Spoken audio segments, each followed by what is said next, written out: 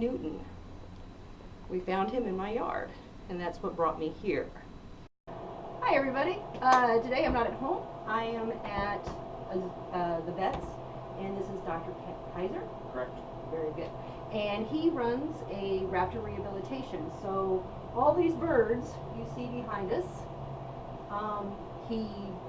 if they have broken wings or found in the wild and they're sick or injured in any way, they're brought into him.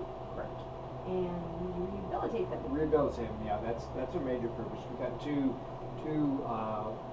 purposes actually. One is to rehabilitate. We probably can rehabilitate about 30% of the birds. Some of them are just badly mangled that we can't do that. Some of them take a little while. Some of them we can use for our education programs. So that is the other part of our purpose here at Raptor Rehabilitation Center, both to do the rehabilitation and the education. Now is that in schools or universities or all over the place, or where do you go? It's all over the place. It's kind of a regional thing. We go to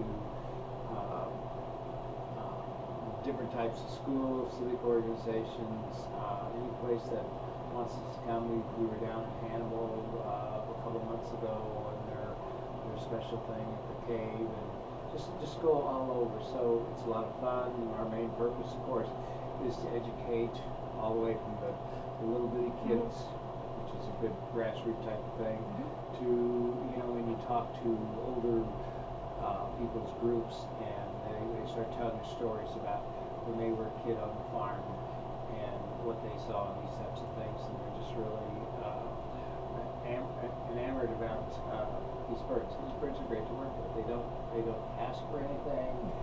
It's the type of thing. They're all wild birds, and they tolerate us, and so we appreciate that. They don't gather any type of affection, but it's mainly respect. Gotcha. So what's the hardest part of all of this? All of it? Well, I mean, Well, the hardest part is not actually, being able to save everybody, and that type of thing.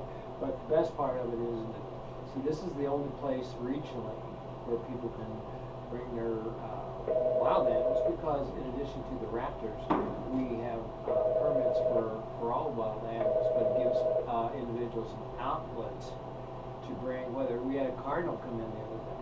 A cardinal, really? Cardinal, yeah. It's like it flew into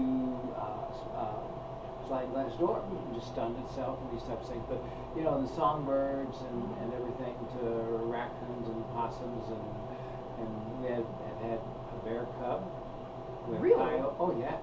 So it's not that we have the skill initially to treat these animals, but we learn. So it gives us a challenge to try to help these individuals out in nature. So it's a lot of fun. I didn't know there were any bears around here. Well, in Missouri, where okay. I come from, Gotcha. but they're not native, of course. But there's a place where you can, as a novelty type thing, you can buy, with the correct permit, buy just about anything over in Missouri. And so it ended up that this person that purchased this bear did not have proper skills. Yeah. So they're not puppies.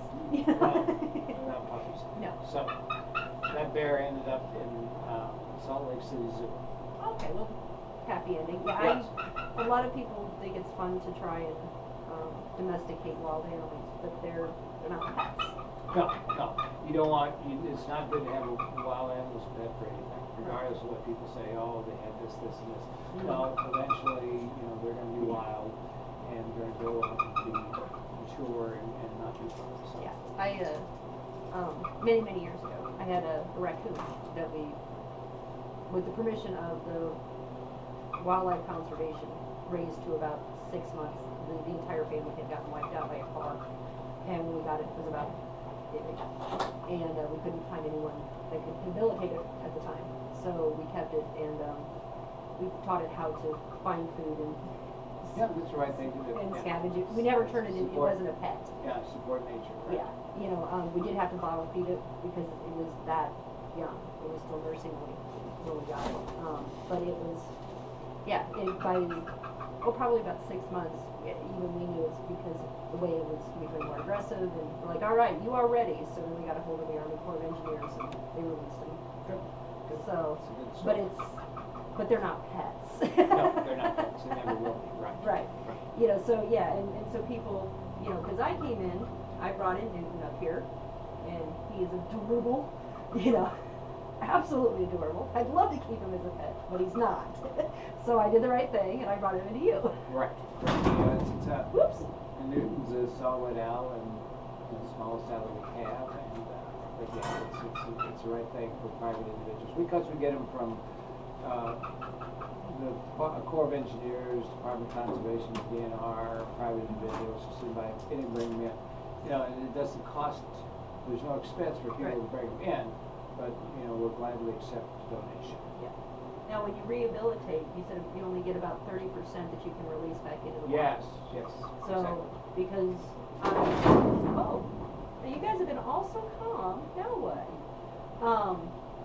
But I'm going to assume that because of how thin their bones are, that's what makes it so difficult for them to heal, or Well, it's difficult to heal, but initially, see, when they get injured, if you do have a bony type of damage, the bones have a tendency to crush instead of break. So in these guys, like the red tails, they have to be able to hunt, fly 100%. So you know, and if they can't, then they're going to be fodder for somebody else. Right. And so right now we've got all these over here that you can see. There are 2 bald eagles over here, and then there's also an entire outdoor facility so that they can learn to fly again, basically. Fly again, but there's what they call weathering area, as it sounds, weather, and you keep all these birds stay outside. They don't have earmuffs on or heaters or anything like that. No gloves. Yes, or gloves, but they are fed properly, but they get used to their own environment. So it's not good. These are only in here because we're trying to medically treat them. Right. So once they get out here, that's when you make the determination whether they can go out into the wild? It is. Okay. So if they can actually start to fly again and seem to be doing very well, what's the process for releasing them? Well, you make sure that they can fly at appropriate time, and then you can release them back, you know, where usually they go to where they were captured. Okay. So is there anything else you'd like to No, tell this is people? great. All right. Just to let you guys know, they do take donations. Yes. I will put a button so that you guys can donate to them, and because they always need, you know, fresh meat and lots of care, and they're doing some really amazing things here, and it is so cool. And I kind of knew about them before I found Newton, but I'd never actually been in here. And when I brought in Newton and saw everything they were doing, I wanted to tell everyone about it. Yeah, So, as far as with our Raptor Center, it's a 501c3, meaning it's a non-for-profit, but the government does not pay us. okay. So we rely on donations and grants. So that'd be you people. Yeah, and they don't care what the dating on the meat is, and as far as if you have a freezer that goes out or something like that, hey, it's great. So basically, the next time we have a big blackout, like we seem to have almost every year. just bring your meat on down, and we'll take care of that for them. Birds All right. appreciate that. There would be a feast for you guys, right? Yeah, well, they love it. Yeah. Well, thank you very much. Oh, for your you're time. quite welcome. My pleasure. Thank you. Mm-hmm. Bye, guys.